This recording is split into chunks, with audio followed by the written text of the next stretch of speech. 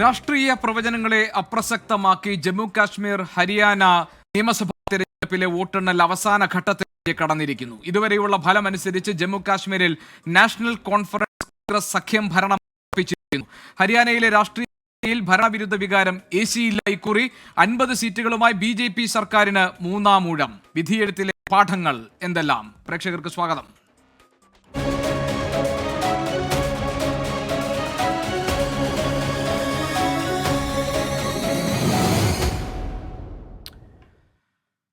ലോക്സഭാ തെരഞ്ഞെടുപ്പിന് ശേഷമുള്ള ആദ്യ നിയമസഭാ തെരഞ്ഞെടുപ്പുകളിൽ ജമ്മു കാശ്മീരിൽ ഇന്ത്യ സഖ്യത്തിനും ഹരിയാനയിൽ BJPക്കും ജയം. ജമ്മു കാശ്മീരിൽ 10 വർഷത്തിന് ശേഷം നടന്ന ആദ്യ തെരഞ്ഞെടുപ്പിൽ നാഷണൽ കോൺഗ്രസ് സഖ്യം വൻ തിരിച്ചുവരവ് നടത്തി. സംസ്ഥാന പദവി റദ്ദാക്കിയതിനു ശേഷമുള്ള കശ്മീരിൽ ഒമർ അബ്ദുള്ള മുഖ്യമന്ത്രിയാകും. BJP മെച്ചപ്പെട്ട പ്രകടനം കാഴ്ചവെച്ചപ്പോൾ PDPയുടെ തകർച്ചയാണ് ജമ്മു കാശ്മീരിൽ ശ്രദ്ധേയമായത്. जो हमें खत्म करने के लिए आए थे मैदान में, वो खुद ही मतलब उनका कोई नामो निशान नहीं रहा, लेकिन हमारी जिम्मेदारियां बढ़ जाती हैं. സാഹചര്യങ്ങളെല്ലാം പ്രതികൂലമായിട്ടും ഹരിയാനയിൽ BJP നേടിയത് ഹാട്രിക് ജയം. അന്തിമ ചിത്രമായിട്ടില്ലെങ്കിലും ഹരിയാനയിൽ BJP കേവല ഭൂരിപക്ഷം ഉറപ്പിച്ചു. നയാബ് സിംഗ് സൈനി മുഖ്യമന്ത്രിയായി തുടരും. जनता का जहां दिल से धन्यवाद करता हूं, उनको प्रणाम करता हूं, वहीं आदरणीय प्रधानमंत्री जी के नेतृत्व में जो ये तीसरी बार हरियाणा की ऐतिहासिक जीत, इसके लिए भी मैं प्रधानमंत्री जी का धन्यवाद करता हूं. मैं अपनी उच्च लीडरशिप का धन्यवाद करता हूं. मैं हरियाणा के लाखों भारतीय जनता पार्टी के कार्यकर्ताओं का. എന്നാൽ തെരഞ്ഞെടുപ്പ് ഫലത്തിൽ കോൺഗ്രസ് സംശയം പ്രകടിപ്പിച്ച് രംഗത്ത് വന്നു. വോട്ടെണ്ണലിന്റെ തുടക്കത്തിൽ കോൺഗ്രസ് ബഹുദൂരം മുന്നിലായിരുന്നെങ്കിലും പിന്നാലെ BJP ലീഡ് ഉയർത്തുകയായിരുന്നു ഹരിയാനയിൽ. ന്യൂസ് ഡെസ്കിൽ നിന്ന് S. വിജയകുമാർ ഏറ്റവും പുതിയ ഈ ഹരിയാനയിലെയും ജമ്മു കാശ്മീരിൽ നിന്നുമുള്ള ഏറ്റവും പുതിയ ഫല സൂചനകളുമായി നമ്മളോടൊപ്പം ചേരുന്നുണ്ട്. S. വിജയകുമാർ, ബൽറാം നെടുങ്ങാടി നമ്മളോടൊപ്പം ചേരുന്നു. ജമ്മു കാശ്മീരിൽ നിന്ന് നിതിൻ അംബുജൻ, ഹരിയാനയിൽ നിന്ന് R. അച്യുതൻ, ഡൽഹിയിൽ നിന്നും വിനീത വിജിയും ഡൽഹിയിൽ നിന്നും വിശദാംശങ്ങളുമായി നമുക്കൊപ്പം ഉണ്ടാകും. S. വിജയകുമാർ, ഈ തുടക്കം മുതൽ ഒരുപക്ഷെ ഈ എക്സിറ്റ് പോൾ ഫല പ്രവചനങ്ങളെ ആകെ അപ്രസക്തമാകുന്ന ഒരു ജനവിധിയുടെ സൂചനകൾ വന്നു കഴിഞ്ഞു ജമ്മു കാശ്മീരിലും ഹരിയാനയിലും. ജമ്മു കാശ്മീരിൽ ഒരു തൂക്കസഭയുടെ സാധ്യതയാണ് നേരത്തെ പ്രവചിക്കപ്പെട്ടതെങ്കിൽ അവിടെ ഒരു കോൺഗ്രസ് സഖ്യം, ഇന്ത്യ സഖ്യം അധികാരത്തിൽ വരുന്ന സൂചനകൾ വരുന്നു. ഹരിയാനയിൽ മൂന്നാം വട്ടം BJP ഉണ്ടാകില്ല, പകരം കോൺഗ്രസിന് അനുകൂലമാണ് സർവ്വതും എന്നായിരുന്നു എക്സിറ്റ് പോൾ ഫലങ്ങളെങ്കിൽ അവിടെ തിരിച്ചുവരവ് നടത്തി, ശക്തമായ സാന്നിധ്യമായി ഒരു മൂന്നാം വട്ടവും BJP അധികാരത്തിലെത്തുന്നു. എന്താണ് ഏറ്റവും പുതിയ ലീഡ് നിലയുടെ വിവരങ്ങൾ? ഗോപി, ഏറ്റവും ഒടുവിലത്തെ തെരഞ്ഞെടുപ്പ് കമ്മീഷന്റെ കണക്കനുസരിച്ച് ഹരിയാനയിൽ BJP 50 ജയിക്കുകയോ ലീഡ് ചെയ്യുകയോ ചെയ്യുന്നുണ്ട്. കോൺഗ്രസ് 35 ജയിക്കുകയോ ലീഡ് ചെയ്യുകയാണ്. INLD 2 മറ്റുള്ളവർ 3 അവിടെ ലീഡ് ജയിക്കുകയോ ചെയ്യുന്നത്. വോട്ടെണ്ണൽ പ്രക്രിയ വൈകുന്നു, അത് എന്തോ തട്ടിപ്പാണ്, ക്രമക്കേടാണ് തുടങ്ങിയ ആരോപണങ്ങളുമായി കോൺഗ്രസ് തെരഞ്ഞെടുപ്പ് കമ്മീഷനെ സമീപിച്ചിരുന്നു. കോൺഗ്രസിന്റെ ആരോപണങ്ങൾ തെരഞ്ഞെടുപ്പ് കമ്മീഷൻ നിരാകരിക്കുകയാണ്. ലോക്സഭാ തെരഞ്ഞെടുപ്പിന്റെ സമയത്തും ഇത്തരം ബാലിശമായ ആരോപണങ്ങൾ കോൺഗ്രസ് ഉന്നയിച്ചു എന്നാണ് തെരഞ്ഞെടുപ്പ് കമ്മീഷൻ അതിന് മറുപടി പറഞ്ഞത്. ഇപ്പോൾ ഏറ്റവും ഒടുവിൽ വരുന്ന വിവരമനുസരിച്ച് BJP അവിടെ കേവല ഭൂരിപക്ഷം മറികടന്ന് ഒറ്റയ്ക്ക് സർക്കാർ രൂപീകരിക്കാൻ പറ്റുന്ന നിലയിലേക്ക് എത്തി എന്നത് തന്നെയാണ്. നയാബ് സിംഗ് സൈനി മുഖ്യമന്ത്രി പദവിയിൽ തുടരും എന്നതാണ് BJP കേന്ദ്രങ്ങളൊക്കെ അറിയിക്കുന്നത്. അതിലേതെങ്കിലും തരത്തിൽ സംശയത്തിനിടയില്ല. പുതിയൊരു മുഖ്യമന്ത്രിയെ പറ്റി ആലോചന പോലുമില്ല എന്നാണ് BJP നേതാക്കൾ പറയുന്നത്. മൂന്നാം ഘട്ടം, അതായത് തുടർച്ചയായ 3 ടേം അധികാരത്തിലേക്ക് എത്തുകയാണ് BJPക്ക് അങ്ങനെ വലിയ അധികാരത്തിലേക്ക് സ്വന്തം നിലയിലെത്താൻ BJPക്ക് അങ്ങനെ വലിയ സാഹചര്യങ്ങളൊന്നും ഉണ്ടാവാതിരുന്ന പ്രതികൂല ഘടകങ്ങൾ ഏറെ ഉണ്ടായിരുന്ന ഒരു സംസ്ഥാനമാണ് ഹരിയാന. നരേന്ദ്രമോദി സാധാരണ തെരഞ്ഞെടുപ്പ് പ്രചാരണ രംഗത്ത് നിറയാറുണ്ടെങ്കിലും അങ്ങനെ മോദി 4 റാലികളിൽ മാത്രം പങ്കെടുത്ത ഒരു തെരഞ്ഞെടുപ്പാണ്. പ്രാദേശിക നേതൃത്വത്തെ വിശ്വാസത്തിലെടുത്ത് BJP നേരിട്ട ഒരു തെരഞ്ഞെടുപ്പ് എന്നൊരു പ്രത്യേകത കൂടിയുണ്ട്. കാരണം പ്രധാനമന്ത്രി നരേന്ദ്രമോദിയേക്കാൾ അപ്പുറത്തേക്ക് BJP അവിടെ നയാബ് സിംഗ് സൈനിയെ പോലുള്ള, അനിൽ വിജിനെയൊക്കെ പോലെയുള്ള പ്രാദേശിക നേതാക്കളെ മുൻനിർത്തി പ്രചാരണം നയിച്ചതാണ്. അപ്പോൾ ഒരു ആത്മവിശ്വാസക്കുറവ് BJPക്ക് ഉണ്ടായിരുന്നു. അതുകൊണ്ടാണ് മോദി അവിടെ നേരിട്ട് അധികം റാലികളിൽ പങ്കെടുക്കാതിരുന്നത്. അങ്ങനെ മോദി നയിച്ച ഒരു തെരഞ്ഞെടുപ്പെന്ന് പറയാൻ കഴിയാത്ത പ്രാദേശിക BJP ഘടകം നയിച്ച ഒരു തെരഞ്ഞെടുപ്പാണ്. അവിടെയാണ് 2014 19 ഇല്ലാത്ത തിളക്കമാർന്ന വിജയകുമാർ, അതിന് വിജയത്തോടെ ഇപ്പൊ വിജയൻ സൂചിപ്പിച്ചതുപോലെ തന്നെ എല്ലാ അർത്ഥത്തിലും BJPക്ക് പ്രതികൂലമായ ഒരു രാഷ്ട്രീയ കാലാവസ്ഥ, എല്ലാ വിഷയങ്ങളും BJPയെ പ്രതിരോധത്തിലാക്കിയിട്ടുള്ള ഒരു രാഷ്ട്രീയ സാഹചര്യം, അങ്ങനെ എല്ലാം കൊണ്ടും കോൺഗ്രസിന് തിരികെ വരാൻ സാഹചര്യം ഉണ്ടായിരുന്ന ഹരിയാനയിൽ BJP ഒരു 3-ാം വട്ടം അധികാരത്തിലെത്തുന്നതിന് കോൺഗ്രസിനകത്ത് തന്നെ പ്രശ്നങ്ങൾ കാരണമായിട്ടുണ്ട് എന്ന് വിലയിരുത്താനാകുമോ? പ്രത്യേകിച്ച് എല്ലാ കാര്യത്തിലും ഭൂപേന്ദ്ര സിംഗ് ഹൂഡയെ മാത്രം കേന്ദ്രീകരിച്ച് കോൺഗ്രസ് അതിന്റെ തന്ത്രങ്ങൾ മെനയുന്നു. അവിടെ കുമാരി ഷെൽജ വളരെ ശക്തമായ ചില വിയോജിപ്പുകൾ പ്രകടിപ്പിക്കുന്നു. അവിടെ ദളിത് വോട്ടുകളുടെ കാര്യത്തിൽ സ്ഥാനാർത്ഥികൾ കൂടുതൽ വേണമെന്ന് ഷെൽജ പറയുന്നു. അത് അംഗീകരിക്കപ്പെടാതെ പോകുന്നു. എല്ലാം ജാട്ട് രാഷ്ട്രീയത്തെ മാത്രം കേന്ദ്രീകരിച്ച്, ഹൂഡയെ മാത്രം കേന്ദ്രീകരിച്ച് കോൺഗ്രസ് നടത്തിയ നീക്കം കോൺഗ്രസിന് ഹരിയാനയിൽ വിനയായി എന്ന് വിലയിരുത്താമോ? ഗോപി, 2014-ലും 2019-ലും ഒക്കെ ഹരിയാനയിൽ BJP ചെയ്തത് ജാട്ട് ഇതര വോട്ടുകളെ ഏകോപിപ്പിക്കുകയും ജാട്ട് വോട്ടുകൾ കിട്ടാവുന്നത് വാങ്ങുകയും എന്നത് തന്നെയായിരുന്നു. ഇത്തവണ അത് കുറെ കൂടി തന്ത്രപരമായി BJP നടപ്പാക്കി. ഏതാണ്ട് 25 OBC സ്ഥാനാർത്ഥികളായിരുന്നു BJPയുടെ ലിസ്റ്റ്, ഭൂരിഭാഗം പേരും ജയിച്ചു. എന്നാൽ ജാട്ട് വോട്ടുകളിൽ BJP പ്രതീക്ഷിക്കാത്ത തരത്തിൽ ജാട്ട് വോട്ടുകൾ BJPയിലേക്ക് എത്തുകയും ചെയ്തു. ഹരിയാനയിൽ ഒരു പാൻ ഹരിയാന വിജയമാണ് BJPയുടേത്. റൂറൽ അർബൻ വ്യത്യാസമില്ലാതെ, ജാട്ട് OBC വ്യത്യാസമില്ലാതെ BJP എല്ലാ മേഖലയിലും BJPക്ക് കാര്യമായി വോട്ട് കിട്ടിയിട്ടുണ്ട്. അതാണ് 50 എന്ന നിലയിലേക്ക് BJPയുടെ ടാലി അവിടെ ഉയർന്നത്. കുമാരി ഷെൽജയെ പിന്നോട്ട് മാറ്റി നിർത്തിയത് കോൺഗ്രസിന് തിരിച്ചടിയായിട്ടുണ്ടോ? ദളിത് വോട്ടുകളിലൊക്കെ ക്ഷീണം സംഭവിച്ചിട്ടുണ്ടോ എന്ന് സംശയമുണ്ട്. ഹൂഡയെ മാത്രം കേന്ദ്രീകരിച്ചായിരുന്നു കോൺഗ്രസിന്റെ രാഷ്ട്രീയ തന്ത്രം ആകെ പോയത്. അതും ഒരു പക്ഷേ തിരിച്ചടിയായിട്ടുണ്ടാകാം കോൺഗ്രസിന്. പക്ഷേ കോൺഗ്രസിന് അനുകൂലമായിരുന്നു. കർഷകരുടെ പ്രശ്നങ്ങളൊക്കെ, അല്ലെങ്കിൽ കർഷക പ്രക്ഷോഭത്തിന്റെ ഒരു എപ്പിസെന്റർ, ഈ ഗുസ്തി താരങ്ങളുടെ പ്രതിഷേധത്തിന്റെ ഒരു എപ്പിസെന്റർ ഒക്കെയായ ഹരിയാനയിൽ അതിനൊക്കെ മറികടക്കുന്ന ഒരു വിജയം BJPക്ക് നേടാൻ കഴിഞ്ഞത് ദേശീയ രാഷ്ട്രീയത്തിൽ BJPക്ക് അത് വേറൊരു തരത്തിൽ ഉപയോഗിക്കുകയും ചെയ്യാൻ കഴിയും. ആ നിലയിൽ ഈ ഒരു 90 സീറ്റ് മാത്രമുള്ള ചെറിയ സ്റ്റേറ്റ് ആണെങ്കിലും ഹരിയാന ഉയർത്തിയ രാഷ്ട്രീയ പ്രശ്നങ്ങൾ ഗൗരവമുള്ളതായിരുന്നു. അവിടെയാണ് BJP മിന്നും ജയം നേടിയതെന്ന് BJPയെ സംബന്ധിച്ച് ആത്മവിശ്വാസത്തോടുകൂടി വിളിച്ചു പറയാൻ കഴിയുന്ന ജയമാണ് ഹരിയാനയിൽ സംഭവിച്ചിരിക്കുന്നത്. BJPക്ക് പ്രതികൂലമായ ഒരു രാഷ്ട്രീയ കാലാവസ്ഥയിൽ കോൺഗ്രസിന് എല്ലാം കൊണ്ടും വിജയം കൊയ്യാൻ കഴിയുമെന്ന ആത്മവിശ്വാസം ഉണർത്തിയ ഹരിയാനയിൽ എല്ലാ എക്സിറ്റ് പോൾ ഫല സൂചനകളും കോൺഗ്രസിന്റെ വിജയം പ്രവചിച്ച ഹരിയാനയിൽ അവിടെ മിന്നുന്ന വിജയം കരസ്ഥമാക്കാൻ BJPക്ക് ഇക്കുറി കഴിഞ്ഞിട്ടുണ്ട്. ദേശീയ രാഷ്ട്രീയത്തിൽ BJPക്ക് ഒരിക്കൽ കൂടി ആത്മവിശ്വാസത്തോടുകൂടി മുന്നോട്ട് പോകാൻ അനുഗുണമായി മാറിയിരിക്കുന്നു ഹരിയാനയിലെ വിജയമെന്ന് നമുക്ക് നിസ്സംശയം ഈ ഘട്ടത്തിൽ പറയാം. നമുക്ക് രാഷ്ട്രീയ നിരീക്ഷകൻ ശ്രീ KA ഷാജി നമ്മളോടൊപ്പം ചേരുന്നു.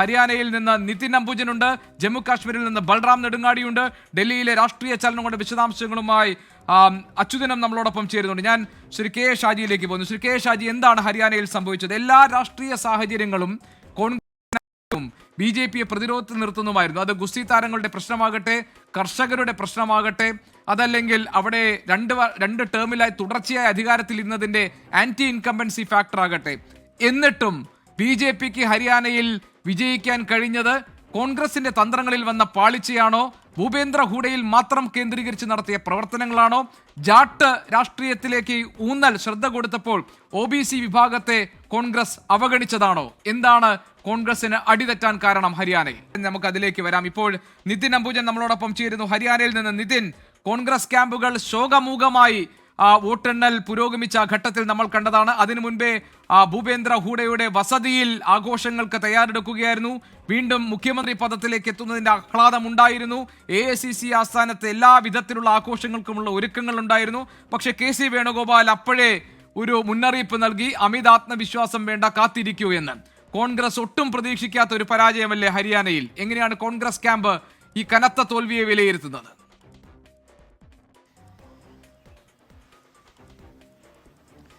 ഗോപി പറഞ്ഞ പോലെ തന്നെ കോൺഗ്രസ് ക്യാമ്പുകൾ ഒട്ടും പ്രതീക്ഷിക്കാത്ത ഒരു തെരഞ്ഞെടുപ്പ് തിരിച്ചടിയാണ് കോൺഗ്രസിന് ഉണ്ടായിരിക്കുന്നത്. 2004 പയറ്റിയ അതേ തന്ത്രമാണ് ഇത്തവണ 2024 കോൺഗ്രസ് പയറ്റിയത്. ജാട്ട് വോട്ടുകളെ കേന്ദ്രീകരിച്ചുള്ളൊരു പ്രചരണം അത് ശക്തമാക്കിയപ്പോഴും ഇത്തവണ ജാട്ട് ബെൽറ്റുകൾക്കപ്പുറമുള്ള വോട്ടുകൾ എന്തായാലും കോൺഗ്രസിന് കിട്ടിയിട്ടില്ല. അതുതന്നെയാണ് ഈ തെരഞ്ഞെടുപ്പ് തോൽവിക്ക് കാരണമായതെന്ന് പറയേണ്ടിയിരിക്കുന്നു. ഞാനിപ്പോൾ നിൽക്കുന്നത് ഒരു കോൺഗ്രസ് ഓഫീസിലാണ്. ഇവിടുത്തെ സാഹചര്യം നമുക്ക് കാണാം. വലിയ തിരക്കുകളൊക്കെ തന്നെ ഉച്ചവരായിരുന്ന ഒരു ഓഫീസായിരുന്നു. പക്ഷേ ഇപ്പോൾ ആളുകളെല്ലാം തന്നെ പിരിഞ്ഞു പോയിരിക്കുന്നു. ഇനിയൊരു തിരിച്ചുവരവ് എന്തായാലും കോൺഗ്രസിന് ഉണ്ടാകില്ല എന്ന് തന്നെയാണ് പ്രവർത്തകരടക്കം പറഞ്ഞിരിക്കുന്നത്. കാരണം 50-35 എന്ന സംഖ്യയിലേക്ക് ഇപ്പോൾ മാറിയിട്ടുണ്ട്. അതുകൊണ്ട് തന്നെ ഇനി ഏറിപ്പോയാൽ വലിയ മാറ്റങ്ങളില്ലാതെ 1-2 സീറ്റുകളിൽ മാറ്റത്തിനപ്പുറം മറ്റ് മാറ്റങ്ങളൊന്നും ഉണ്ടാവില്ല. കാരണം 46 സംഖ്യയിലേക്ക് എന്തായാലും കോൺഗ്രസിനെ ഇനി എത്താൻ കഴിയില്ല എന്ന് തന്നെയാണ് കണക്കാക്കുന്നത്. അതുകൊണ്ട് തന്നെ കോൺഗ്രസ് പരാജയപ്പെട്ടു എന്ന് മനസ്സിലാക്കി തന്നെ പ്രവർത്തകർ ഇപ്പോൾ പിരിഞ്ഞു പോയിട്ടുണ്ട്.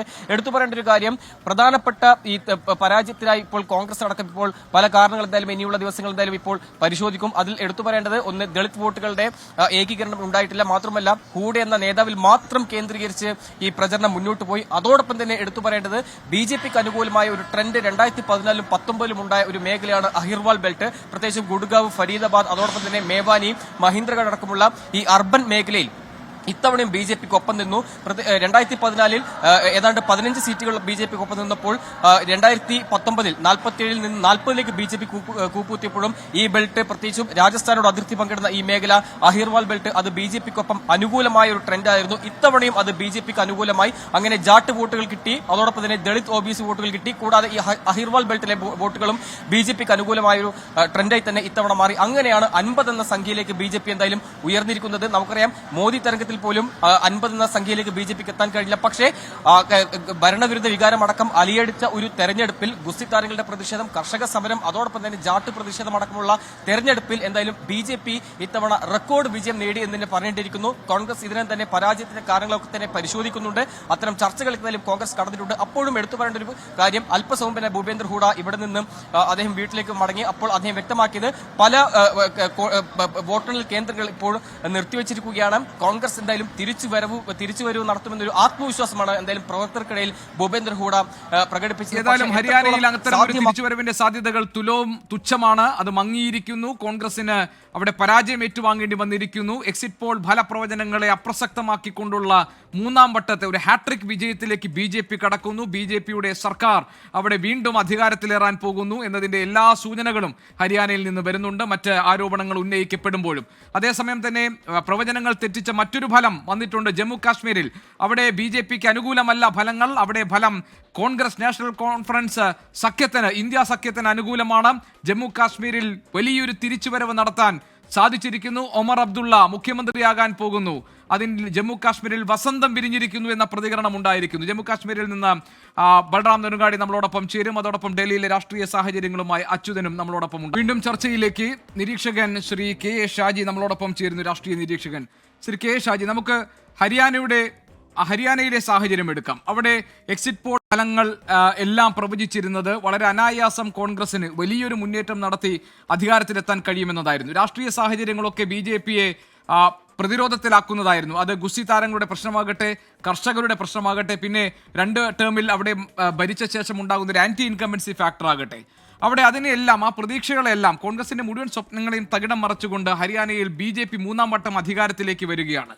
അവിടെ ഈ ഭൂപേന്ദ്ര സിംഗ് ഹൂഡ എന്ന ഒറ്റ വ്യക്തിയിൽ കോൺഗ്രസ് കേന്ദ്രീകരിക്കുകയും ജാട്ട് വോട്ടുകളിൽ മാത്രം ശ്രദ്ധ ചെലുത്തുകയും അവിടെ കുമാരി ശെൽജ ഉന്നയിച്ച പ്രശ്നങ്ങൾ അവഗണിക്കപ്പെടുകയും OBC വിഭാഗത്തെ വേണ്ട രീതിയിൽ പരിഗണിക്കാതിരുന്നതിനും കോൺഗ്രസ് കൊടുത്ത വിലയല്ലേ ഹരിയാനയിലെ തോൽവി? താങ്കൾ എങ്ങനെ വിലയിരുത്തും? തീർച്ചയായിട്ടും നമുക്ക് അങ്ങനെ വേണം അനുമാനിക്കാൻ. നമ്മൾ നോക്കിയാൽ വളരെയധികം ആത്മവിശ്വാസത്തോടു കൂടിയിട്ടാണ് കോൺഗ്രസ് ഇപ്രാവശ്യം ഹരിയാനയിൽ മത്സരിച്ചത്. ഒപ്പം തന്നെ ഈ ഇപ്പം വന്നിരിക്കുന്ന ഈ ഒപ്പീനിയൻ പോളുകൾ, എക്സിറ്റ് പോളുകളിലെല്ലാം നമ്മൾ നോക്കിയാൽ ഈ എക്സിറ്റ് പോളുകളെല്ലാം അവ നടത്തിയിട്ടുള്ളതെല്ലാം സാധാരണഗതിയിൽ BJP അനുകൂലിക്കുന്ന മാധ്യമ സ്ഥാപനങ്ങളാണെന്നുള്ളതാണ് കൗതുകം. അവർ പോലും പറഞ്ഞു കോൺഗ്രസ് ഇപ്രാവശ്യം വലിയ തോതിലുള്ള മുന്നേറ്റം നടത്തും. ഇപ്പോൾ ഹരിയാനയുടെ ചരിത്രം എടുത്തു നോക്കിക്കഴിഞ്ഞാൽ ഒരു ഹാട്രിക് വിജയത്തിലേക്ക് ഇതുവരെയും ഒരു മുഖ്യധാരാ രാഷ്ട്രീയ പാർട്ടിയും ഹരിയാനയിൽ വന്നിട്ടില്ല. ഇത് ആദ്യമായിട്ടാണ് BJP ഒരു ഹാട്രിക് വിജയം ഉണ്ടാക്കിയെടുക്കുന്നത്. മാത്രമല്ല ശ്രീ കെ ഷാജി, ഇപ്പോ 2014 മോദി തരംഗത്തിലാണ് കേവല ഭൂരിപക്ഷം നേടിയതെങ്കിൽ 2019 അതേ മികച്ച പ്രകടനം കാഴ്ചവെക്കാൻ കോൺഗ്രസിന് കഴിഞ്ഞില്ല. JJPയുടെ സഹായത്തോടു കൂടിയാണ് കോൺഗ്രസ് അവിടെ അധികാരത്തിൽ വന്നത്. ആ JJP സഖ്യത്തിൽ നിന്ന് ഇറങ്ങിപ്പോയി. അപ്പോൾ അങ്ങനെ നോക്കിയാലും BJPക്ക് പ്രതികൂലമായിരുന്നു. അതായത് കോൺഗ്രസ് തളികയിൽ വെച്ച് BJPക്ക് സമ്മാനിച്ച വിജയം എന്ന് പറയേണ്ടി വരും ഹരിയാനയിൽ. അല്ല, അങ്ങനെ വേണം നമ്മൾ കാണാൻ. കാരണം കോൺഗ്രസിനെ സംബന്ധിച്ചിടത്തോളം കോൺഗ്രസിലെ ഇപ്പൊ ഹൂഡ എന്ന് പറയുന്ന ഒരു പവർ സെന്ററിലേക്ക് കാര്യങ്ങൾ ഒതുങ്ങി പോകുന്നു. ഇപ്പൊ ഷെൽജിയെ പോലെ നേരത്തെ സൂചിപ്പിച്ചതുപോലെ ഷെൽജിയെ പോലുള്ള ആളുകൾ, ഒരു ദളിത് ആളുകളെ എല്ലാം നേതാക്കന്മാരെ എല്ലാം സൈഡ് ലൈൻ ചെയ്യപ്പെടുന്നു. അതുപോലെ തന്നെ ഹൂഡ എന്നൊരു വ്യക്തി മാത്രം സ്ട്രാറ്റജിസ്റ്റ് ആവുന്നു, അദ്ദേഹം സ്ഥാനാർത്ഥികളെ നിർണ്ണയിക്കുന്നു. അങ്ങനെ കാര്യങ്ങൾ മുഴുവൻ അദ്ദേഹത്തിലേക്ക് വരുന്നു. ഇപ്പൊ കോൺഗ്രസിന്റെ കാര്യം നോക്കുകയാണെങ്കിൽ നേരത്തെ കമൽനാഥ് മധ്യപ്രദേശിലും അതുപോലെ തന്നെ രാജസ്ഥാനിൽ അശോക് ഗെഹ്ലോട്ടും ചെയ്തിരുന്നതിന്റെ ഒരു ആവർത്തനമാണ് ഇപ്പോൾ ഹരിയാനയിൽ സംഭവിച്ചിരിക്കുന്നത്. അപ്പൊ അങ്ങനെ വന്നതുകൊണ്ടാണ് കോൺഗ്രസിനെ സംബന്ധിച്ചിടത്തോളം ഒരു മുന്നണിയായിട്ട് സമാന മനസ്കരായ ആളുകളെ കൊണ്ടുവന്നുകൊണ്ട് മത്സരിച്ചാൽ മാത്രമേ മുന്നോട്ട് പോകാൻ പറ്റുള്ളൂ എന്നുള്ള വലിയൊരു പാഠം കൂടി ഈ ഹരിയാനയിലെ തെരഞ്ഞെടുപ്പ് പഠിപ്പിക്കുന്നുണ്ട്. ഇപ്പൊ നോക്കപ്പോ CPM മാത്രമാണ് അവിടെ കോൺഗ്രസിന്റെ കൂടെ ഇപ്പൊ മുന്നണിയിൽ ഉണ്ടായിരുന്നത്. അപ്പൊ അവിടെ നിന്ന് ലഭ്യമാകുന്ന വിവരങ്ങളനുസരിച്ച് CPMന്റെ സ്ഥാനാർത്ഥി പോലും പരാജയപ്പെട്ടിരിക്കുകയാണ്. പക്ഷെ സമാന മനസ്കരായിട്ടുള്ള മറ്റു പ്രസ്ഥാനങ്ങളെ കൂടെ നിർത്താൻ, അതുപോലെ തന്നെ ഈ കർഷക സമരത്തെ എന്തുകൊണ്ട് ഇതുവരെയും രാഷ്ട്രീയമായി ഉപയോഗപ്പെടുത്താൻ, രാഷ്ട്രീയമായ നേട്ടങ്ങൾ ഉണ്ടാക്കാൻ ഉപയോഗപ്പെടുത്താൻ കോൺഗ്രസിന് കഴിഞ്ഞിട്ടില്ല എന്നുള്ളത്, അത് CPMന് കഴിഞ്ഞിട്ടില്ല. CPM മത്സരിച്ച ഒരു സീറ്റിൽ പോലും അവർക്ക് പോലും ജയിക്കാൻ പറ്റുന്നില്ല എന്ന് പറയുമ്പോൾ ഈ കർഷക സമരത്തിന് രാഷ്ട്രീയമായി മാറ്റിയെടുക്കാൻ, രാഷ്ട്രീയമായ ഇച്ഛാശക്തിയുടെയും രാഷ്ട്രീയമായ ഇടപെടലിന്റെയും ഭാഗമാക്കി മാറ്റാൻ ഇന്ത്യയിലെ മതേതര പ്രസ്ഥാനങ്ങൾക്ക് എന്തുകൊണ്ട് കഴിയുന്നില്ല എന്നുള്ളത് വലിയൊരു പ്രശ്നമാണ്. ഇപ്പൊ തന്നെ പഞ്ചാബിന് മുമ്പ് ഇലക്ഷൻ നടന്ന സമയത്ത് കർഷക സമരം കുടുംബരി കൊണ്ട സമയമാണ്. അന്ന് ആം ആദ്മി പാർട്ടിയാണ് അവിടെ നേട്ടം ഉണ്ടാക്കിയത്. ഇപ്പൊ ഇവിടെ നോക്കുമ്പോൾ ഇവിടെ വളരെ കൃത്യമായിട്ടും ഒരു പവർ സെന്ററിലേക്ക് കോൺഗ്രസ് ഒതുങ്ങിപ്പോകുന്നു.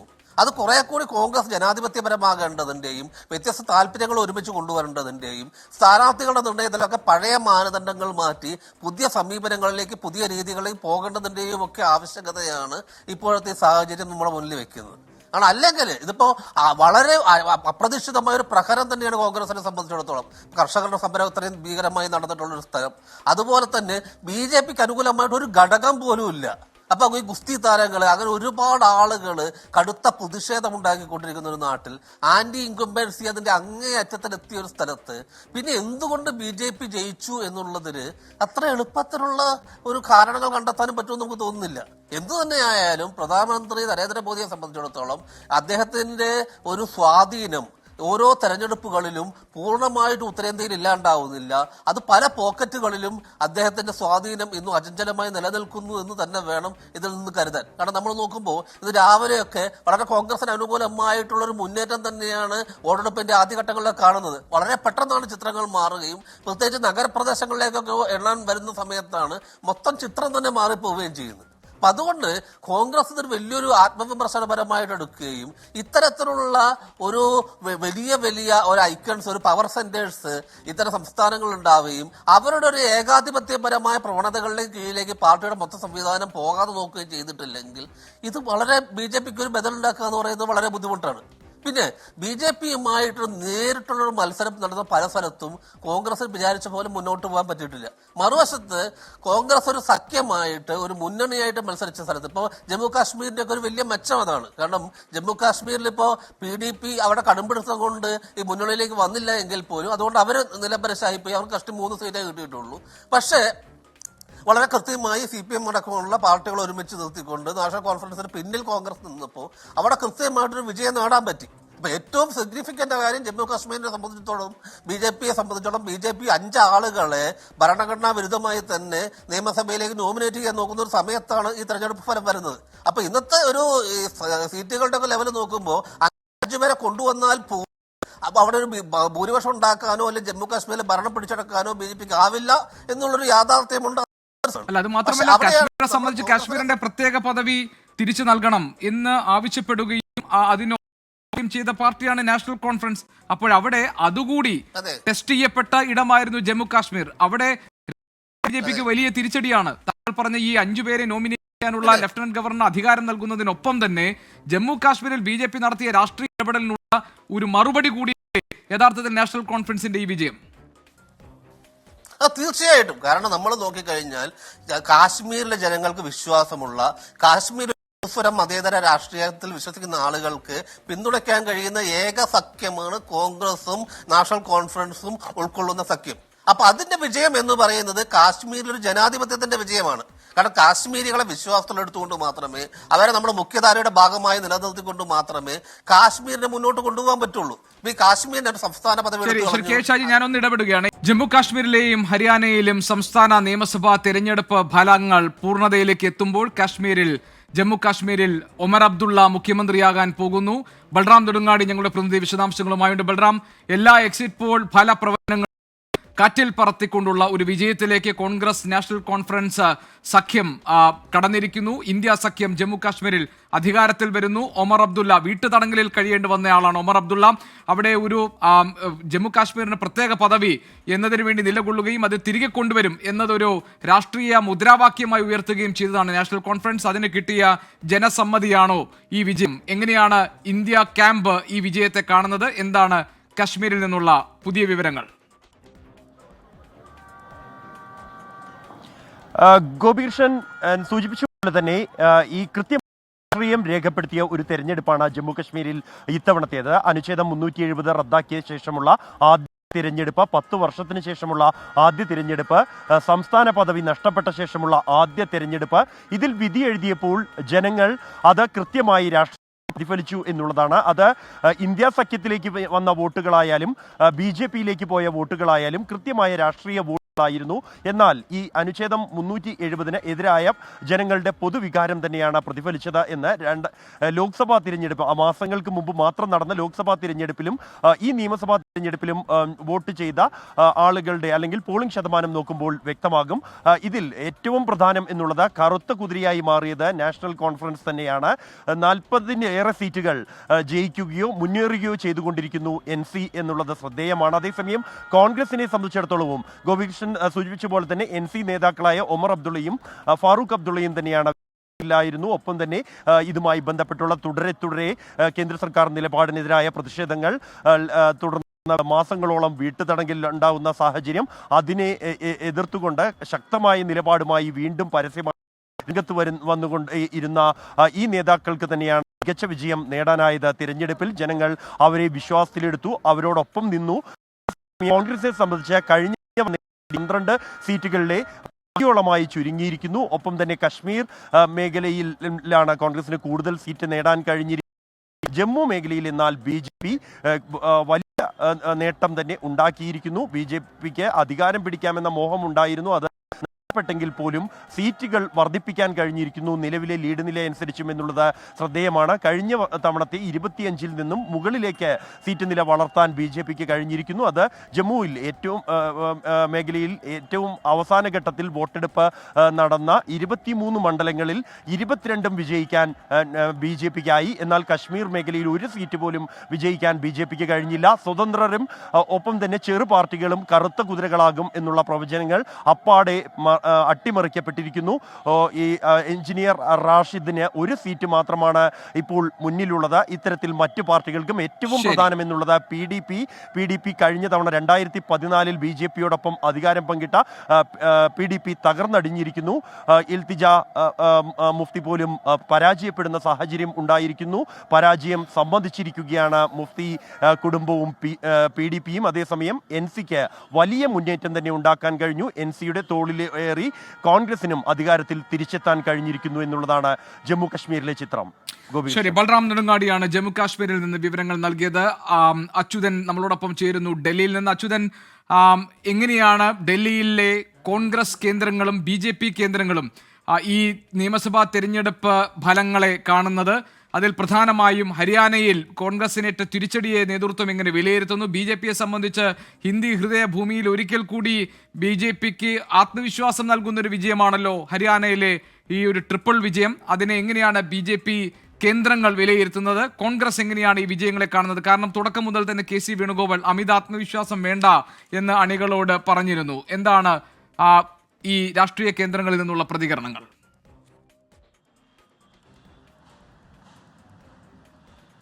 ഗോപികൃഷ്ണൻ, പ്രധാനമായും BJPക്ക് ജമ്മു കാശ്മീരിൽ അവർക്ക് കാര്യമായ മുന്നേറ്റം സൃഷ്ടിക്കാൻ കഴിഞ്ഞില്ലെങ്കിൽ കൂടിയും ഹരിയാനയിൽ ആ ഒരു വിജയം അതവർക്ക് വലിയ ആശ്വാസത്തിന് ഇട നൽകുന്നതാണ്. കാരണം ഈ ഫലസൂചനകൾ അനുകൂലമായ ആ ഒരു ഘട്ടത്തിൽ തന്നെ മനോഹർലാൽ ഖട്ടറിന്റെ ഡൽഹിയിലെ വസതിയിൽ നിർണായക യോഗം പാർട്ടി ചേരുന്നു. അതിൽ തെരഞ്ഞെടുപ്പ് ചുമതലയുണ്ടായിരുന്ന ധർമ്മേന്ദ്ര പ്രധാനും അതുപോലെ തന്നെ സംസ്ഥാനത്തിന്റെ സംഘടനാ ചുമതലയുണ്ടായിരുന്ന ബിപ്ലവ് ദേബും അവിടെ എത്തി സാഹചര്യങ്ങൾ വിലയിരുത്തുന്നുണ്ട്. അങ്ങനെ സർക്കാർ രൂപീകരണത്തിലേക്കുള്ള ഒരു കടക്കുന്ന സാഹചര്യമാണ് ഉണ്ടായത്. പല പേർ അനിൽ വിജിനെ പോലുള്ളവർ മുഖ്യമന്ത്രി സ്ഥാനത്തേക്ക് അവകാശവാദം ഉയർത്തിയിരുന്നു. അത്തരത്തിലേക്കുള്ള അവകാശവാദങ്ങളിൽ അനുനയ ശ്രമങ്ങളിലൂടെ സൈനിയെ നയാബ് സിംഗ് സൈനിയെ മുഖ്യമന്ത്രിയാക്കുവാനുള്ള ഒരു തയ്യാറെടുപ്പുകളിലേക്കാണ് പാർട്ടി കടന്നിരിക്കുന്നത്. പ്രധാനമായും ഹരിയാനയിൽ പ്രതികൂല സാഹചര്യത്തിലാണ് BJPക്ക് ഒരു വിജയം അത് ഏകകണ്ഠമായി ലഭിച്ചിരിക്കുന്നത്. കഴിഞ്ഞ തവണ BJPക്ക് JJPയുമായി ചേർന്ന് സർക്കാർ രൂപീകരിക്കേണ്ട സാഹചര്യമാണ് ഉണ്ടായിരുന്നതെങ്കിൽ ഇത്തവണ BJPക്ക് തന്നെ സർക്കാർ രൂപീകരിക്കാൻ കഴിയുന്ന ഒരു നമ്പറിലേക്കാണ് അവർക്ക് സീറ്റുകൾ ലഭിച്ചത്. അത് തന്നെ BJPക്ക് വലിയ ആശ്വാസം പകരുന്നതാണ്. ഇതിൽ പ്രധാനമായും വിലയിരുത്തേണ്ടത് BJPയുടെ പ്രകടന പത്രികയാണ്. കാരണം അത് ലക്ഷ്യം വെച്ചത് സ്ത്രീകളെയും യുവാക്കളെയുമായിരുന്നു. സ്ത്രീകൾക്ക് പ്രതിമാസം 2100 രൂപ വാഗ്ദാനം ചെയ്തു. അതുപോലെ തന്നെ 2 ലക്ഷത്തോളം തൊഴിലവസരങ്ങൾ, അഗ്നിവീർ പദ്ധതി, അതിൽ അഗ്നിവീറിൻ്റെ ഭാഗമായിട്ടുള്ളവർക്ക് സർക്കാർ ജോലി ഉറപ്പാക്കും എന്നുള്ള നിർണായക പ്രഖ്യാപനങ്ങൾ. അത് പ്രത്യേകിച്ച് ഈ യുവാക്കൾക്കിടയിൽ ഈ അഗ്നിവീർ പദ്ധതിയുമായി ബന്ധപ്പെട്ടിട്ടുണ്ടായിരുന്ന രോഷം അത് ശമിപ്പിക്കാൻ അല്ലെങ്കിൽ അതിലൊരു അയവ് കൊണ്ടുവരാൻ ഈ പ്രകടന പത്രികയിലൂടെ കഴിഞ്ഞു. ഇതിനെല്ലാം പുറമെ പാചകവാതക സിലിണ്ടർ BPL കാർഡിന് പാചകവാതക സിലിണ്ടർ 500 രൂപയ്ക്ക് ഉറപ്പാക്കും എന്നതടക്കം അങ്ങനെ സ്ത്രീകളെയും യുവാക്കളെയും ലക്ഷ്യം വെച്ചുകൊണ്ട് ഒരു പ്രകടന പത്രിക പുറത്തിറക്കുന്നു. അങ്ങനെ പല ശ്രമങ്ങൾ അവസാന ലാപ്പിൽ BJP കളത്തിലിറക്കിയാണ് ഈ ഒരു സംഖ്യയിലേക്ക് അല്ലെങ്കിൽ ഈ ഒരു നേട്ടത്തിലേക്ക് BJPക്ക് അടുക്കാൻ കഴിഞ്ഞത്. ഒപ്പം തന്നെ ഈ കോൺഗ്രസിൻ്റെ ചില ഈ ഗൂഢ കേന്ദ്രത്തിലേക്ക് മാത്രം ഒതുങ്ങിയ പ്രചാരണം അതും ഗ്രൗണ്ടിൽ BJP ആയുധമാക്കി എന്നുള്ളതാണ്. കാരണം പ്രത്യേകിച്ച് സംഘടനാ തലത്തിൽ ഒരു അഴിച്ചുപണി ഉണ്ടായി. മനോഹർലാൽ ഖട്ടറിനെ മുഖ്യമന്ത്രി സ്ഥാനത്ത് നിന്ന് മാറ്റി നിർത്തിക്കൊണ്ടായിരുന്നു OBC വിഭാഗത്തിൽ നിന്നുള്ള നയാബ് സിംഗ് സൈനിയെ BJP ഹരിയാന മണ്ണിൽ പരീക്ഷിക്കുന്നത്. അതായത് OBCയെ കൂടി ഒപ്പം നിർത്തുവാനുള്ള ശ്രമം അത് വിജയിച്ചു എന്നതിൻ്റെ ഒരു സൂചന കൂടി ഈ ഫലത്തിലുണ്ട്. കാരണം ആ വിഭാഗത്തെയും ജാട്ട് വിഭാഗത്തെയും ഉൾപ്പെടെ ദളിത് വോട്ടുകൾ ഉൾപ്പെടെ BJPക്ക് ഈ ഒരു തെരഞ്ഞെടുപ്പിൽ ഒപ്പം നിർത്താനായി. അതിൻ്റെ പ്രകടമായ ഒരു ഫലം അത് ഈ ഒരു BJPക്ക് ലഭിച്ച സീറ്റുകളിൽ വ്യക്തമാണ്. അങ്ങനെ സംഘടനാ തലത്തിൽ പല അഴിച്ചുപണികൾ അത് JP നദ്ദയായിരുന്നാലും ഈ ഫലസൂചനകൾ അനുകൂലമായി അടുത്തപ്പോൾ തന്നെ നയാബ് സിംഗ് സൈനിയെ വിളിച്ച് അഭിനന്ദനം അറിയിക്കുന്നു. അതിൽ പറഞ്ഞ വാക്കെന്നുള്ളത് നടത്തിയ പ്രവർത്തനങ്ങൾക്ക് സംഘടനാ പ്രവർത്തനങ്ങൾക്ക് അഭിനന്ദിക്കുന്നു എന്നുള്ളതാണ്. അങ്ങനെ അവസാന ലാപ്പിൽ വരെ BJP ആ പ്രതികൂല സാഹചര്യം തരണം ചെയ്യാനുള്ള എല്ലാ ശ്രമങ്ങളും നടത്തി. കാരണം പ്രാദേശിക മാധ്യമങ്ങൾ വരെ വിലയിരുത്തിയത് ഒരു ഭരണവിരുദ്ധ വികാരം ആ ഹരിയാന മണ്ണിൽ അത് കൃത്യമായി പ്രയോഗിച്ചാൽ അല്ലെങ്കിൽ അതിലൂടെ കോൺഗ്രസ് വീണ്ടും അധികാരത്തിലേക്ക് വരും എന്നുള്ളതാണ്. അച്യുതനാണ് വിവരങ്ങൾ നൽകിയത് ഡൽഹിയിൽ നിന്ന്. നമ്മളോടൊപ്പം രാഷ്ട്രീയ നിരീക്ഷകൻ ശ്രീ KA ഷാജി തുടരുന്നു. ശ്രീ KA ഷാജി, ഈ 2 തെരഞ്ഞെടുപ്പ് ഇപ്പോൾ വിജയങ്ങളെന്ന് പൂർണ്ണമാർത്ഥത്തിൽ പറയാറായിട്ടില്ല, വോട്ടെണ്ണൽ പുരോഗമിച്ചുകൊണ്ടിരിക്കുകയാണ്. എങ്കിലും ചിത്രം ഏതാണ്ട് വ്യക്തമായി കഴിഞ്ഞു. അപ്പോൾ ഈ 2 ഫലസൂചനകളെയും താങ്കൾ വിലയിരുത്തുമ്പോൾ ദേശീയ രാഷ്ട്രീയത്തിൽ അത് NDAയിലും ഇന്ത്യ മുന്നണിയിലും ഉണ്ടാക്കുന്ന ചലനങ്ങൾ ഏത് സ്വഭാവത്തിലുള്ളതാണ്? ഇപ്പോൾ ഫലങ്ങൾ ഏതാണ്ട് ഒരു കൃത്യമായിട്ട് വ്യക്തമാണ് നമുക്ക്. അല്ലാതെ ഒരു കേവലം നമുക്ക് സ്പെക്കുലേഷന്റെ സാധ്യതയില്ല. അപ്പൊ അതുകൊണ്ട് തന്നെ വളരെ കൃത്യമായ ഒരു മതനിരപേക്ഷമായിട്ടുള്ള ഒരു ജനാധിപത്യത്തിൽ വിശ്വസിക്കുന്ന ആളുകൾക്ക് താല്പര്യം തോന്നുന്ന തരത്തിലുള്ള ഒരു ജനവിധി ഉണ്ടായിട്ടുണ്ട്. അത് വലിയ കാര്യമാണ്, വലിയ സുപ്രധാനമായ കാര്യമാണ്. പ്രത്യേകിച്ചും കാശ്മീരിലെ സംഭവ വികാസങ്ങൾ ഇന്ന് വളരെ ഒരു സന്നിഗ്ധ ഘട്ടത്തിൽ എത്തി നിൽക്കുന്ന ഒരു അവസ്ഥയിൽ. ഒപ്പം തന്നെ ഈ ഇവിടെ പറയുകയാണെങ്കിൽ ഹരിയാനയിൽ കോൺഗ്രസ് 35ഓളം സീറ്റുകളിലേക്ക് എത്തി. പക്ഷേ കുറച്ചുകൂടി ശ്രമിച്ചിരുന്നെങ്കിൽ, കുറച്ചുകൂടി ആത്മാർത്ഥമായിട്ടുള്ള ഏകോപനവും കൃത്യമായ രാഷ്ട്രീയമൊക്കെ പറഞ്ഞിരുന്നെങ്കിൽ കോൺഗ്രസിന് ഭരണം പിടിച്ചടക്കാമായിരുന്നു. ഇനി മുന്നോട്ടുള്ള സമയത്ത് തന്നെയാണ് മഹാരാഷ്ട്രയിലെ തെരഞ്ഞെടുപ്പ് വരാൻ പോകുന്നത്. ഈ മഹാരാഷ്ട്രയിൽ പിന്നെ വലിയൊരു പ്രശ്നം എന്ന് പറയുന്നത് BJPയുടെ ഭാഗമായിട്ട് അല്ലെങ്കിൽ അവരുടെ സഖ്യകക്ഷിയായിട്ടുള്ള ശിവസേനയുടെ ഒരു ഭാഗമുണ്ട്, ഒപ്പം തന്നെ NCPയുടെ ഒരു ഭാഗമുണ്ട്. ആ 2 ഭാഗങ്ങളും വളരെ വലിയ രാഷ്ട്രീയമായ ശക്തിയോ പ്രസക്തിയോ രാഷ്ട്രീയമായ സാങ്കത്യോ ഇല്ലാത്ത ആളുകളാണ്. മറിച്ച് മറുവശത്തുള്ള കോൺഗ്രസും അതുപോലെ തന്നെ ശിവസേനയുടെ ഉദ്ധവ് താക്കറെ വിഭാഗവും അതുപോലെ ശരത് പവാറും ചേരുന്ന വളരെ ശക്തമായ ഒരു മുന്നണിയുണ്ട്. അപ്പൊ കോൺഗ്രസിനെ സംബന്ധിച്ചിടത്തോളം ഇനി മുന്നോട്ട് പോവുക എന്ന് പറയുന്നത് ഈ പ്രാദേശികമായ പവർ സെന്ററുകളെ ആശ്രയിച്ചുകൊണ്ടല്ല, ഇത്തരത്തിൽ ശക്തമായ ഒരു മുന്നണി രാഷ്ട്രീയത്തെ മുന്നോട്ട് കൊണ്ടുപോകുക എന്നുള്ളത്. കാരണം അങ്ങനെ മുന്നോട്ട് കൊണ്ടുപോകാൻ കഴിഞ്ഞാൽ കോൺഗ്രസിന് ഒരുപാട് വിജയം ഉണ്ടാക്കാൻ പറ്റും, ഈ ചിത്രങ്ങളൊക്കെ മാറും. പിന്നെ ഈ തരത്തിലുള്ള വിലപേശാൻ പറ്റുന്ന പവർ സെന്ററുകളായ ആളുകളിൽ നിന്നും മാറി കുറെ കൂടി ഫ്ലെക്സിബിൾ ആയിട്ടുള്ള ആളുകള്, കുറെ കൂടി കൃത്യമായ രാഷ്ട്രീയം പറയുന്ന ആളുകളിലേക്ക് കാര്യങ്ങൾ നീങ്ങിയിട്ടില്ലെങ്കിൽ, കാരണം അതിന്റെ ഒരു ദുരന്തമാണ് ഇതിന് മുന്നേ ഇവിടെ മധ്യപ്രദേശിലും അതിനു മുന്നേ രാജസ്ഥാനിലും കണ്ടിട്ടുള്ളത്. അപ്പൊ അതിന് സമാനമായിട്ടുള്ള ഒരു സാഹചര്യം ഇപ്പൊ ഹരിയാനയിൽ ഉണ്ടായിരിക്കുകയാണ്. കാരണം BJP ഒരിക്കലും പ്രതീക്ഷിക്കാതിരുന്ന ഒരു ഹാട്രിക്ക് അവരുടെ കൈകളിലേക്ക് കോൺഗ്രസ് വെച്ചു കൊടുത്തതുപോലുള്ള ഒരു സാഹചര്യമാണ് ഉണ്ടായിരിക്കുന്നത്. കാരണം 1965 പഞ്ചാബിനെ വിഭജിച്ച് ഹരിയാന സംസ്ഥാനം രൂപീകരിച്ചതിന് ശേഷം ആദ്യകാലങ്ങളിലൊക്കെ കോൺഗ്രസിന്റെ വലിയൊരു ശക്തി കേന്ദ്രമായിരുന്നു ഹരിയാന. പിന്നീടാണ് BJP അവിടെ ശക്തിയായി വരികയും കഴിഞ്ഞ 2 തെരഞ്ഞെടുപ്പുകൾ തുടർച്ചയായി ഭരണം നേടുകയും ഇപ്പോൾ വളരെ കൃത്യമായുള്ള ആന്റി ഇൻകുംബൻസി ഉണ്ടാവുകയും ഒട്ടനവധി കാരണങ്ങൾ കൊണ്ട് ജനങ്ങൾക്ക് BJPയുടെ സർക്കാരും അപ്രിയമാവുകയും ചെയ്ത ഒരു സാഹചര്യത്തിൽ പോലും അവർക്ക് ഹാട്രിക് വിജയത്തിലേക്ക് എത്താൻ കഴിഞ്ഞു എന്നുള്ളതിനെ കുറിച്ച് കോൺഗ്രസ് മാത്രമല്ല, ഇന്ത്യയിലെ മതനിരപേക്ഷ പ്രസ്ഥാനങ്ങൾ, ഇന്ത്യ സഖ്യത്തിലെ മുഴുവൻ കക്ഷികളും വലിയ തോതിലുള്ള ആത്മപരിശോധന നടത്തേണ്ടതുണ്ട്. അവർ കുറെ കൂടി എങ്ങനെ ജനങ്ങളിലേക്ക് ഇറങ്ങിച്ചെല്ലാം, ജനങ്ങളുടെ ഇഷ്യൂസ് മാത്രം ഏറ്റെടുത്തുകൊണ്ട് ആ കാര്യങ്ങളിൽ അവർക്ക് മുന്നിൽ വളരെ വയബിൾ ആയിട്ടുള്ള ഒരു ബദൽ ഞങ്ങൾക്ക് കൊണ്ടുവരാനുണ്ട് എന്ന് ആളുകളെ ബോധ്യപ്പെടുത്താൻ കഴിയണം. അല്ലാതെ ഇപ്പൊ ജാട്ട് വിഭാഗത്തിനൊക്കെ മാനിപ്പുലേറ്റ് ചെയ്ത് കുറച്ച് ആളുകളെ കൂടെ കൊണ്ടുവരാന്ന് പറയുമ്പോൾ മറുവശത്ത് ജാട്ടുകൾ വിഭാഗവും BJPയുടെ കൂടെ തന്നെ നിൽക്കുന്ന ഒരു അവസ്ഥയാണ് കാണുന്നത്. അപ്പൊ അങ്ങനെയൊന്നും ജാട്ടുകളെ ലളിതമായ ഒറ്റ ചോദ്യം ശ്രീ കെ ഷാജി, അതായത് ഇപ്പോൾ ഹരിയാനയിലെയും ജമ്മു കാശ്മീരിന്റെയും വിജയമോ പരാജയമോ, വിജയം എന്നത് ഒരു മോദി ഇഫക്റ്റ് അല്ല, അല്ലെങ്കിൽ അതിന്റെ ഉത്തരവാദിത്വം ഹരിയാനയിലേത് നരേന്ദ്രമോദിക്കുള്ളതല്ല എന്ന് പറയുന്നത് പോലെ തന്നെ തോൽവിയുടെ ഉത്തരവാദിത്വം അത് രാഹുൽ ഗാന്ധിക്കുള്ളതുമല്ല എന്നാണോ വിലയിരുത്തപ്പെടുക? ലളിതമായി പറഞ്ഞാൽ തീർച്ചയായിട്ടും അങ്ങനെ തന്നെയാണ്. തീർച്ചയായിട്ടും അത് തന്നെയാണ് പറയാനുള്ളത്. അതൊരു രാഹുൽ ഗാന്ധി പരാജയമോ രാഹുൽ ഗാന്ധി മുന്നോട്ട് വയ്ക്കുന്ന ഒരു ഉൾക്കൊള്ളലിന്റെ രാഷ്ട്രീയത്തിന്റെ പരാജയമോ ആയിട്ട് എനിക്ക് തോന്നുന്നില്ല. മറിച്ച് ഇത് രാഹുൽ ഗാന്ധിക്ക് എതിരായിട്ടുള്ള കോൺഗ്രസിന്റെ ഉള്ളിൽ തന്നെ നിലനിൽക്കുന്ന ചില സെന്റിമെന്റ്സിന്റെയും ചില താല്പര്യങ്ങളുടെയും ഒക്കെ പരാജയമായിട്ടാണ് ഇവിടെ അനുഭവപ്പെടുന്നത്. ശരി, വളരെയധികം നന്ദി ശ്രീ കെ ഷാജി, രാഷ്ട്രീയ നിരീക്ഷകൻ. താങ്കൾ ഈ ജമ്മു കാശ്മീരിലെയും അതോടൊപ്പം ഹരിയാനയിലെയും ഈ നിയമസഭാ തെരഞ്ഞെടുപ്പ് ഫലസൂചനകൾ നൽകുന്ന രാഷ്ട്രീയത്തെ വിലയിരുത്തിയതിന് ഇവിടെ ഈ പ്രത്യേക പരിപാടി പൂർത്തിയാവുകയാണ്.